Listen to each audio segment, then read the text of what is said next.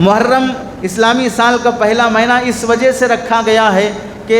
رمضان پہلا مہینہ ہو سکتا ہے، ذی الحجہ پہلا مہینہ ہو سکتا ہے، ربیع الاول پہلا مہینہ ہو سکتا ہے، ہر مہینہ اپنی جگہ پر فضیلت رکھتا ہے، لیکن ان 12 مہینوں میں محرم کو ہی اللہ نے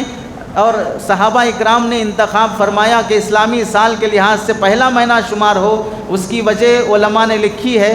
اسلامی تاریخ کی شروعات ہجرت سے ہوتی ہے، ہجرت سے پہلے اسلامی تاریخ کی شروعات نہیں ہوتی ہے، اور ہجرت کرنے کا ارادہ آپ علیہ السلام نے محرم کے مہینے میں فرمایا۔ جس مہینے میں ہجرت کا ارادہ فرمایا وہ مہینہ محرم کا تھا، اس لیے اسلامی تاریخ کی شروعات محرم کے مہینے سے کی گئی۔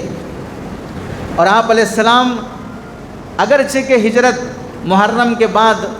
سفر کے مہینے، ربیع الاول کے مہینے میں وغیرہ میں ہجرت کا عمل میں لائے ہیں، لیکن ارادہ جو فرمایا ہے وہ محرم کے مہینے میں ہجرت کرنے کا ارادہ فرمایا۔ اس لحاظ سے اسلامی سال محرم کے مہینے سے شروع ہوتا ہے۔